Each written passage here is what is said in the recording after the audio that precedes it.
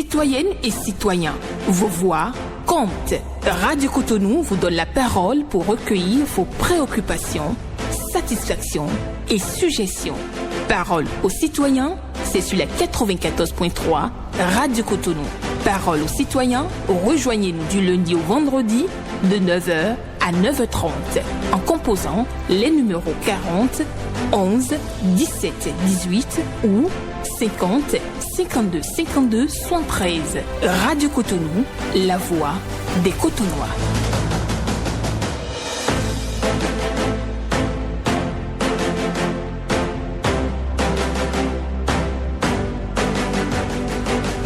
Parole aux citoyens.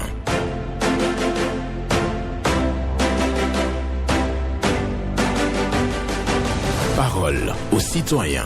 Honoré Naoum. C'est le langage qui divise. Une pensée de Pascal Guignard pour la méditation du jour sur votre émission Parole aux citoyens. C'est le langage qui divise.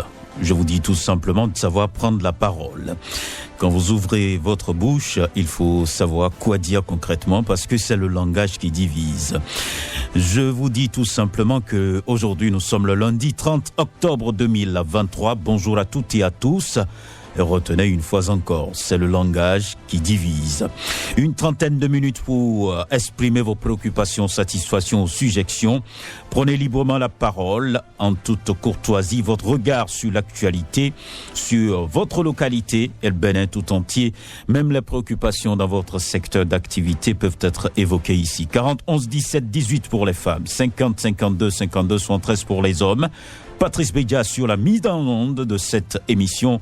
Honoré Naoum pour la présentation. Je rappelle les règles, pas d'attaque personnelle, pas de querelle de personne, ni de règlement de compte politique sur les antennes de Radio Cotonou. Et nous allons certainement prendre le tout premier intervenant. Bonjour. Bonjour, monsieur Naoum. Moussa Alidou. Vraiment, je suis le premier ce matin. Merci de nous rejoindre par ici. Beaucoup Dieu que Dieu te donne la santé et aussi la longévité. Nous vous écoutons. Pour tout ce que vous faites pour le pays. Amen. Merci beaucoup. Monsieur Naoum, ce matin, je suis à l'antenne pour parler encore du carrefour Aïla-Wadje et du carrefour Métombo dans le 3e arrondissement de Cotonou. Monsieur Naoum, je vous invite un matin ou un soir, surtout aux heures de pointe, de venir au niveau de ces carrefours pour voir ce qui se passe. Vraiment, ce n'est pas du tout la joie. Et j'ai vu que les éléments du commissariat Tegbeya et aussi les éléments de la police municipale de Cotonou, ils font de leur mieux au niveau de ces carrefours.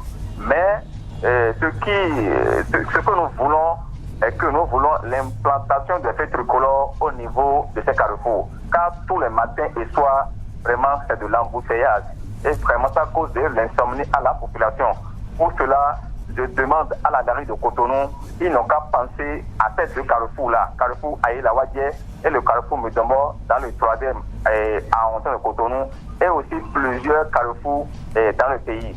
Et pour finir, je vais aussi dire que nous constatons toujours l'existence d'un grand trou béant au niveau du carrefour Agbo-Diedo, et tous les jours que je fais, les gens tombent dans ce trou, et vraiment ça cause des dégâts, ça cause aussi d'accidents à la population.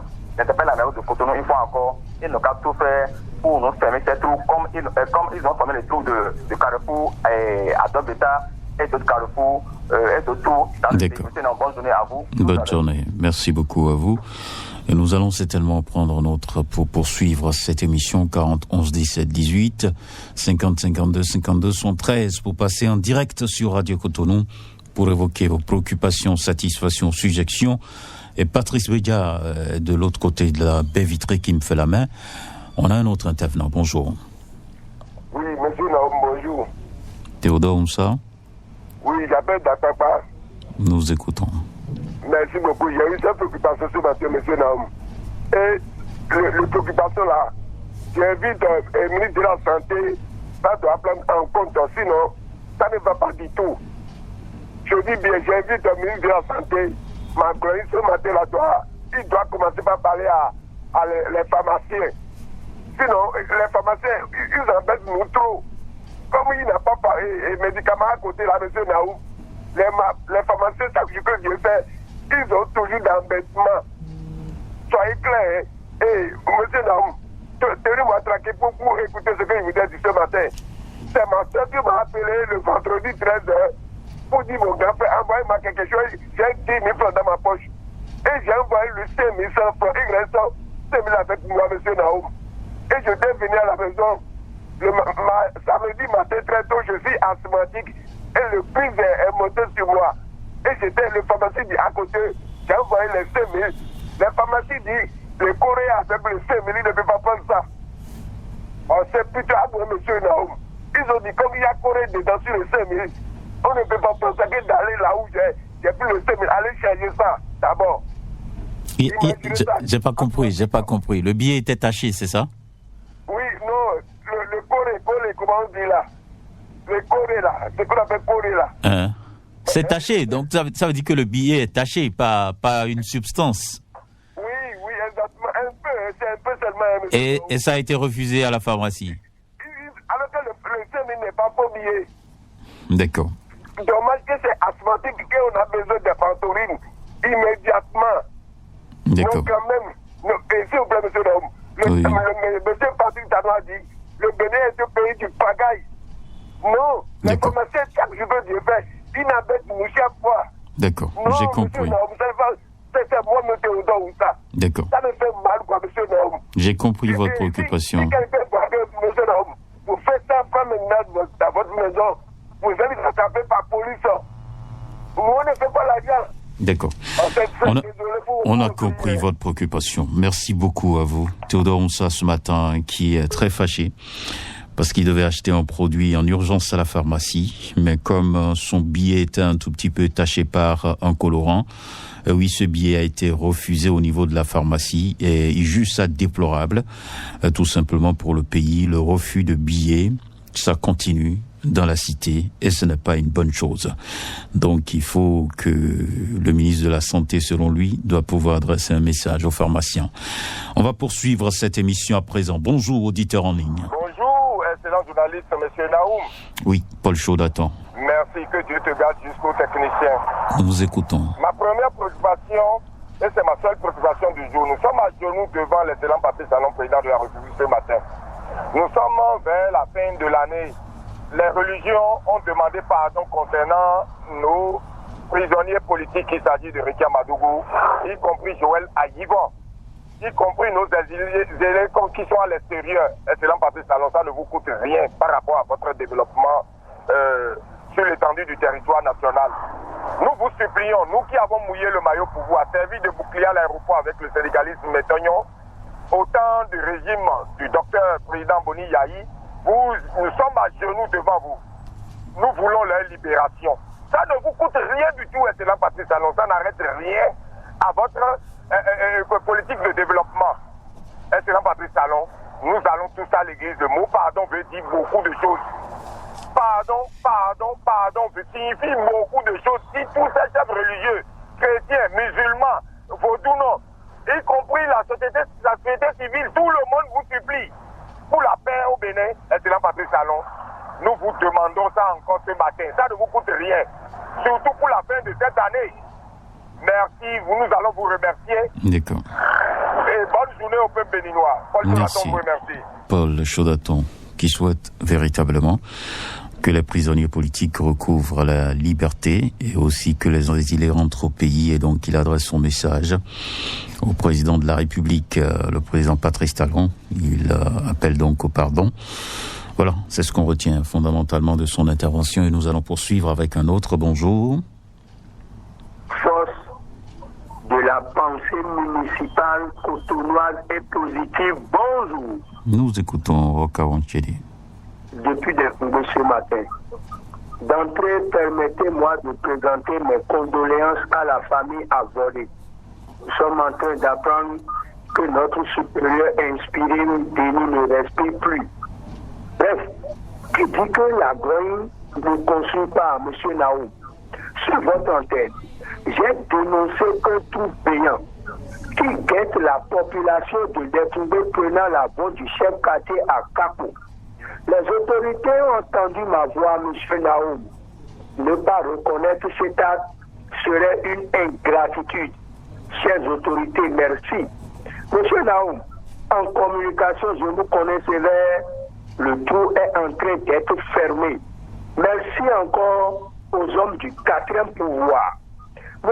Naoum, l'incivisme, la pagaille, l'inconscience, le désordre, la mésintelligence traditionnelle, l'agression facile, les blessures volontaires dans nos religions endogènes ont obligé le chef de l'État, son excellent Patrice Talon, pour l'installation d'un comité de surveillance, de gardiennage et de sauvegarde. Chez moi, à Goudoumé, le président d'honneur, Clément Lavami, a mis les petits plats dans les grands pour respect désormais au culte égou et euro. Pour le compte de ce jour, excellente journée à vous. Merci beaucoup à vous, Rokawanchele, pour votre passage par ici ce matin. Et nous allons poursuivre cette émission. Il nous dit tout simplement le gros trou, comme il le dit bien, à Dekongbe est en train d'être fermé. Il remercie ceux qui sont en train de faire ce travail. Et oui, il parle aussi de la religion endogène. Et oui, il y a les dispositions qui sont mises en place, le comité mis en place pour veiller au grain. Ils pensent tout ça, que c'est une bonne chose. Et nous allons poursuivre sur notre émission Parole aux citoyens, l'émission qui vous donne la parole en toute liberté, en toute courtoisie. Vous évoquez vos préoccupations. Auditeur en ligne, bonjour. Monsieur Naoum, bonjour. Votre nom, Herman Maintenant? Salou Aziz. Ah, Salou Aziz. D'accord. Nous vous écoutons. Merci. Forestiers, douaniers ont reçu, il y a des lustres, leur rappel dû. Les ex-policiers nationaux, depuis 4 ans, attendent depuis leur dû. Reconnu, Dieu soit loué, par le ministre de l'Intérieur lors d'une émission intitulée Le gouvernement en nation. Qui est à l'origine de ce retard de paiement? Oui, qui est responsable de cette injustice? Quand on sait que les autres corps ont reçu depuis au point de ne s'en souvenir. Quel sacrifice devraient consentir les ex-policiers nationaux pour entrer en possession de leur dû? Promesse de partenariat gagnant-gagnant, pourquoi je ne sais-je? Les fonds Covid non reçus sont plus leur souci, mais les rappels doivent leur être versés. Ce n'est pas une faveur, c'est un droit acquis. Monsieur Naoum, bonne journée de lundi et fructueuse semaine à vous. Merci beaucoup à vous. Salou Aziz, qui parle des ex-policiers qui sont en difficulté et qui attendent toujours le paiement de rappel et il n'arrive pas à comprendre pourquoi ce corps a été donc oublié. Il dit même que il ne se préoccupe même plus des fonds Covid qui n'ont pas été payés, mais que les rappels soient véritablement versés. C'est sa demande ce matin. Et oui, ceux qui en charge ce dossier doivent faire diligence pour régler les ex-policiers. Oui, sur Radio Cotonou, nous allons poursuivre la collecte, bien entendu, de préoccupations. C'est ce que nous faisons tous les jours de 9h à 9h30.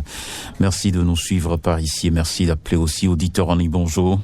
Bonjour, monsieur le journaliste. Votre nom?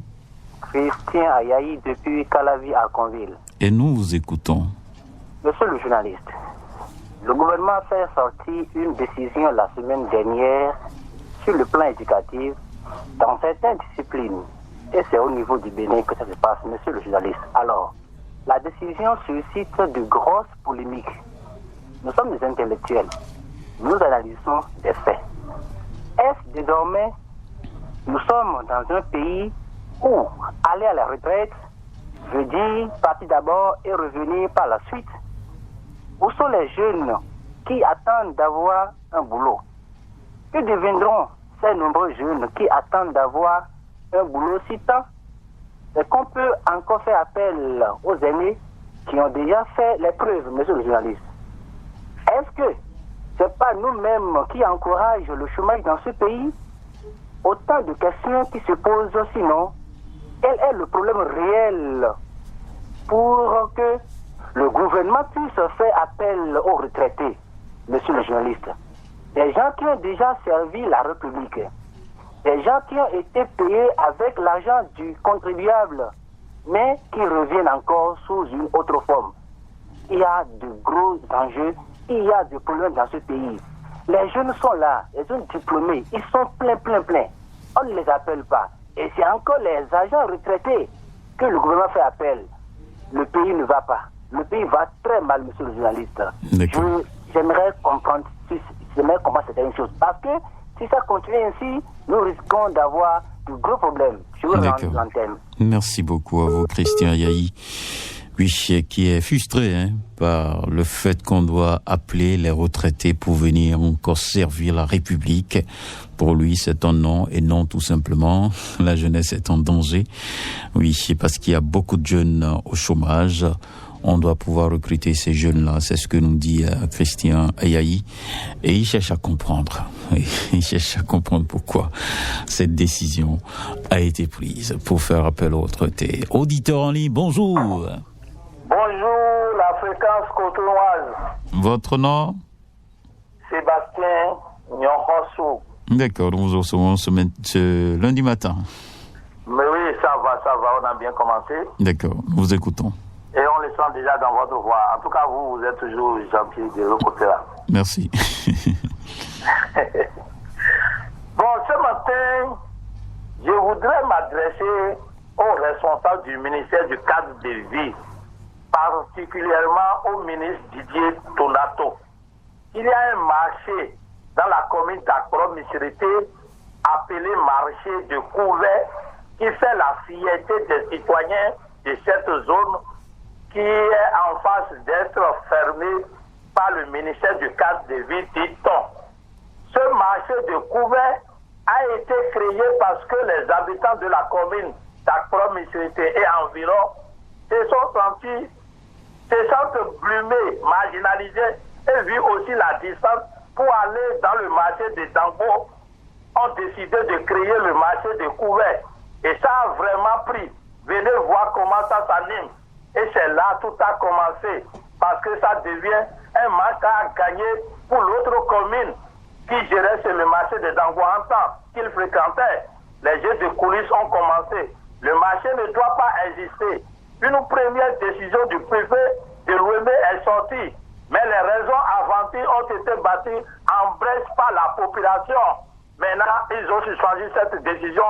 Maintenant, ce n'est pas le ministère du cadre de vie. On vient dire maintenant que c'est le ministère du cadre de vie qui a envoyé cette fois-ci une décision de fermer ce marché.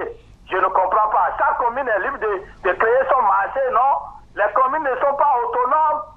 Ça serait une série d'interventions parce que je n'aurai pas de temps de tout dire tout de suite. Je reviendrai, sinon vous allez me couper. Je m'arrête là, d'abord demain, je reviendrai plus en détail. Je ne vous coupe jamais. Je fais tout simplement respecter le temps qui vous est imparti, 90 secondes pour intervenir et résumer. En tout cas, on comprend bien votre préoccupation. Le marché donc dans la commune d'Akpro-Missirité, un marché qui a été donc lancé de Couvi ou bien Couvert. Donc si j'ai bonne mémoire, ce marché sera fermé. Et Sébastien Nyonrosso dit que ce n'est pas une bonne chose. Oui, chaque commune doit avoir son marché. Voilà, donc les autorités sont à l'écoute et sauront vraiment comment traiter ce sujet. Auditeur, on dit bonjour. Oui, bonjour monsieur. Comment? Ça va bien, votre nom? On m'appelle Rosa Mathieu. D'accord. Je suis devant Alapia, de corps. Ok. Je vais dire, je suis à genoux devant le président Patrice Talon. Je suis à genoux devant lui ce matin. Je lui demande pardon de libérer les politiciens qui sont en prison. Joël Aïbon, Madougou et les autres qui sont en prison, je fais pour les laisser. Je l'ai pardonné, comme Yahi a pardonné lui-même en son temps. Que le peuple, le Béninois, va lui remercier. Deuxième sujet. Monsieur Naouan, tu sais qu'il y a plein de demi-gens les hymnes, ce n'est pas ceux qui portent les maillots jaunes tout le temps que nous voyons. Hein. Les fonctionnaires aussi font des hymnes. Leur sac, c'est le maillot jaune qui est dedans. Les maçons, alors, les menuisiers, si tout conduisent, parce que le temps est chaud, de faire tout possible que le social revienne. Sinon, ça ne va pas, monsieur Baptiste Talon, le président, je suis à Genevois. Merci bien. D'accord, merci beaucoup et bonne journée à vous. Oui, à Cotonou, ici, la pluie a démarré et donc la pluie va arroser la ville de Cotonou comme cela se doit. Et donc, qu'est-ce qu'on va souhaiter? La fraîcheur pour tout le monde pour une agréable journée. Et nous allons poursuivre cette émission. Encore quelques minutes à passer avec vous sur Radio Cotonou. L'émission, c'est Parole aux citoyens. Et Patrice Bédia plutôt va nous envoyer l'intervenant qui suit à l'antenne. Bonjour. Bonjour, monsieur Benjamin Honoré Naoum. Oui, votre nom? Pierre Wimbo est mon nom. Je vous appelle de Fokme Centre. D'accord, nous vous écoutons. Oui, j'ai 3 préoccupations. Ma première préoccupation fâche le ministre des Travaux publics, monsieur Tonato, de faire tout possible pour nous trouver au moins un entrepreneur pour nous réaliser la voie qui tend devant le marché de Passé à Toribosito. Cette voie est complètement dégradée, ça contient des tombeaux ouverts. Il fallait nous trouver un bon entrepreneur. Et deuxième préoccupation va chez le président de la République, mon cher président, et penser à faire quelque chose pour que la vie soit heureuse pour la population béninoise. Tout est cher dans les marchés. Il fallait subventionner quelque chose ou bien diminuer un peu les frais douaniers. Et troisième, pour terminer, je suis le maire de la ville de Ouida, M. Christian Ouetchem, de penser à améliorer les voies qui sont impraticables dans notre arrondissement Capé. Tous les voies qui sont dans l'arrondissement de Capé, tout est impraticable. Et il fallait nous améliorer un peu. Merci bien, monsieur le journaliste, et très bon début de semaine à vous. D'accord, merci beaucoup à vous. Merci pour vos pensées positives. Nous allons poursuivre sur Radio Cotonou. Oui, la voie Passé Tori est réalisée par un bon entrepreneur et le message est adressé au ministre des Travaux publics et des Transports. Le social, réduction des tasses, c'est ce que souhaite l'intervenant. Et aussi les voies de l'arrondissement de Gakpé sont dégradées. Auditeur en ligne, bonjour. Honoré Benjamin Nao, bonjour.